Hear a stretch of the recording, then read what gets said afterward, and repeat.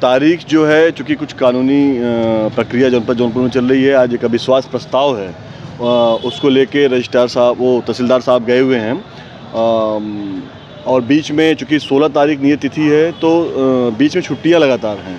एक दिन के लिए कचहरी खुली हुई है, तो हम लोगों ने कहा है कि 16 तारीख को हम सब लोग मिलके बहस करेंगे, क्योंकि क्या है कि प्रक्रिया पूरी ख़त्म हो चुकी है। और सुप्रीम कोर्ट की बार बार जो बात की जा रही है, सुप्रीम कोर्ट की गाइडलाइन है कि जब तक प्रक्रिया नहीं होगी, कुछ उसके कानूनी पेच हैं कि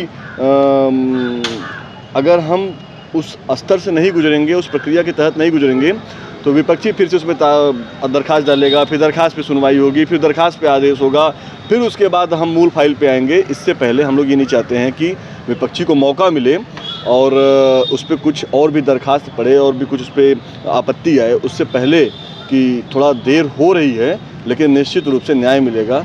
और पूरा अधिवक्ता समाज अनुराग यादव के साथ खड़ा है, पीड़ित के साथ खड़ा है, और हम सब ने भी इस बात की मांग की है और इसको हम करेंगे भी। अगर ये शासन प्रशासन नहीं करेगा, तो जब वो मकान गिरेगा और जो मकान की जगह है वहाँ पे अनुराग यादव की मूर्ति भी लगेगी और अनुराग यादव के नाम से पार्क भी बनाया जाएगा। ये अधिवक्ताओं की मांग है, और मुझे लगता है कि कानूनी प्रक्रिया के तहत जब हम बहस करेंगे 16 तारीख को, उसमें आदेश होगा, तो आदेश होगा कि वो मकान गिरने के पक्ष में ही आदेश होगा, क्योंकि ऊपर वाले के घर में भी देर है अंधेर नहीं है। तो समय लगता है, हम प्रक्रिया के तहत चलेंगे और निश्चित रूप से वो मकान का ध्वस्तीकरण होगा और सरकारी आदेश होगा, तहसीलदार का आदेश होगा और मकान गिर जाएगा। सतवी जी, 7 तारीख को डेट पड़ी हुई थी और तहसीलदार चले जाते हैं, हाई कोर्ट को बुला गया। हाई कोर्ट से फिर ऐसे 9 तारीख, जबकि 9 तारीख की ये जो डेट है, इससे पहले से ही तय रहता है कि अविश्वास प्रस्ताव को लेकर चुनाव होना है, ऐसे में फिर ये 9 तारीख की डेट दे दी जाती है। नहीं, देखिए, ये है कि हम लोग चाहते हैं कि हो सकता है कि जैसे अविश्वास का डेट टल गया था, हम लोग भी बंधे हुए हैं, कानूनी प्रक्रिया के तहत बंधे हुए हैं। अधिवक्ता अपनी बात को रखता है, हम अपनी बात को रख रहे हैं, और तहसीलदार साहब उसमें हमारे साथ भी हैं, थोड़ा कोऑपरेट भी कर रहे हैं। ऐसा नहीं है कि वो हमारे खिलाफ हैं, कानूनी प्रक्रिया के तहत वो हमारे साथ चल रहे हैं।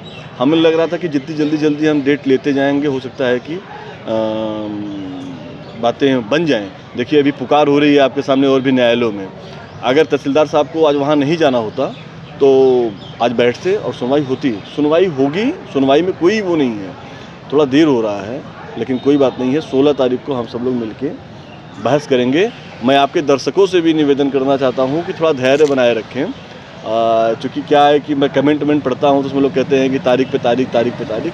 हाँ, सही है, तारीख पड़ती है, क्योंकि क्या है कि जो भी व्यक्ति है, चाहे वो वादी हो चाहे प्रतिवादी हो, वो अपनी पूरी ताकत लगाता है न्यायालय में अधिवक्ताओं के माध्यम से कि हम हमारी बात को रखा जाए, तो उसमें थोड़ा समय लगता है। आप लोग धैर्य रखिए, और आप सबको मैं आश्वस्त करता हूँ निश्चित रूप से कि चूँकि टाइम लगा, जिरह हुई, फिर सबूत पेश हुआ, फिर बहुत सारी प्रक्रियाओं के तहत वो फाइल गुजरी। अब वो फाइल अंतिम स्टेज में है, बहस होगी।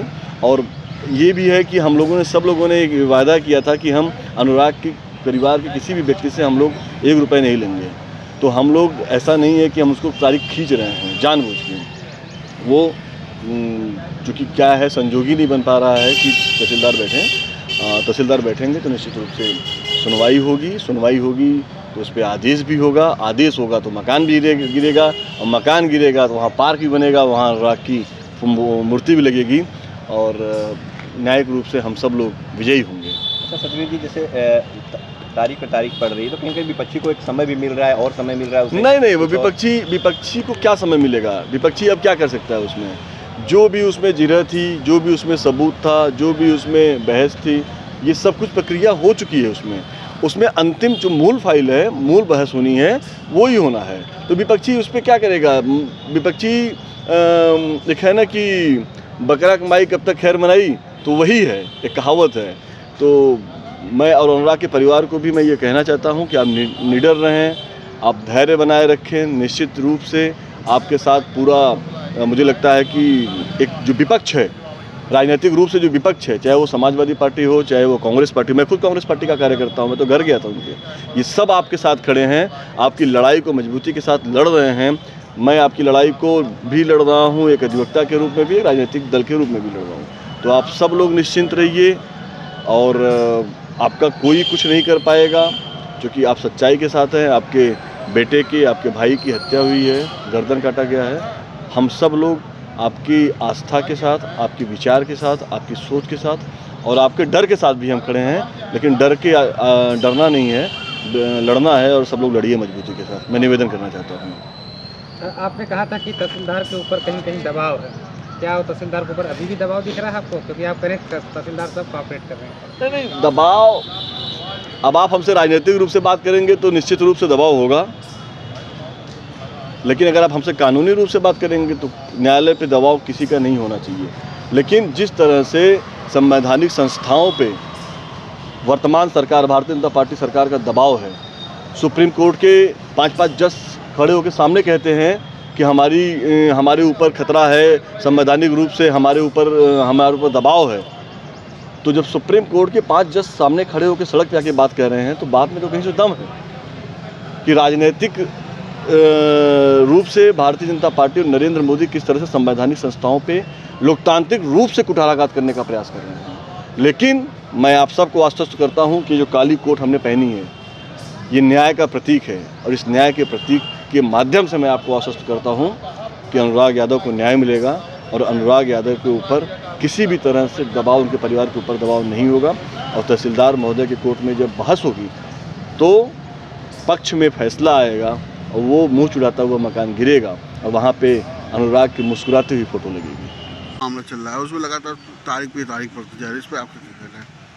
अनुराग यादव का मामला जैसे है कि सुप्रीम कोर्ट की एक गाइडलाइन आई है, उसके तहत हम लोग चल रहे हैं। हम अधिवक्ता एडवोकेट रजनीश कुमार शुक्ला, हम लोग देखिए कानून से इतर नहीं चल सकते हैं। तारीख पे तारीख नहीं, ये जो प्रोसेस है उसको प्रोसेस को फॉलोअप कर लिए हैं। 16 तारीख को अंतिम तिथि लगी है बहस की। 16 के बाद न्याय अनुराग के परिवार को मिलना ही है, वो घर गिरेगा, अनुराग के नाम वहाँ पार्क बनेगा। समय भले लग रहा है लेकिन न्याय मिलेगा। उनके पिताजी का ये उम्मीद है कि एक बार बाबा से मुलाकात करना चाह रहे हैं, तो इस पर आप लोग क्या कोई सहयोग कर सकते हैं? बहुत दुर्भाग्य है कि जुमलेबाजी इतना चली है और कल इस ज़िले में समाजवादी पार्टी के मुखिया पूर्व मुख्यमंत्री अखिलेश यादव जी आए और अनुराग के परिवार के घर मरहम लगाने तक नहीं गए, सुध नहीं ली कि उनके परिवार का क्या स्थिति है, क्या परिस्थिति है। और बाबा जी से मिलने की बात है श्री योगी आदित्यनाथ जी से, ये मुझे उम्मीद है और मैं विश्वास दिलाता हूँ कि आज की अगर मिलते हैं जो उचित होगा वो कदम लेंगे। आगे क्या उम्मीदें हैं आपको? 16 तारीख को फैसला होगा, अंतिम बहस है, अंतिम बहस के बाद कोई ना कोई निर्णय आएगा। लगातार लेकिन तारीख पे तारीख पड़ती जा रही है। वो प्रोसेस प्रक्रिया था। उस समय बार का चुनाव था और 3 महीने बाद, जब बार का चुनाव होता है तो 3 महीने कार्य बाधित होता है, क्योंकि बार का बेंच का एक आपसी सामंजस्य है। उस सामंजस्य सौहार्द को न बिगड़ने के लिए किसी न किसी तरीके से जो है वो लगाया जाता है कि कयास लगाई जाती है। अब वो प्रक्रिया ख़त्म हो चुकी है, अंतिम अवसर है, जीरा बयान सब खत्म हो चुका, समाप्त हो चुका है। अंतिम बहस पे लगी है, अंतिम बहस भी जल्दी से जल्दी निर्णय हो जाएगा। अगला डेट 16 तारीख पड़ा है। 16 तारीख पड़ा है, 16 अप्रैल। तो उसमें आप लोग अनुराग यादव के पक्ष में अनुराग के पक्ष में हम लोग हमेशा जो है बहस किए हैं और अंतिम बहस करेंगे 16 तारीख।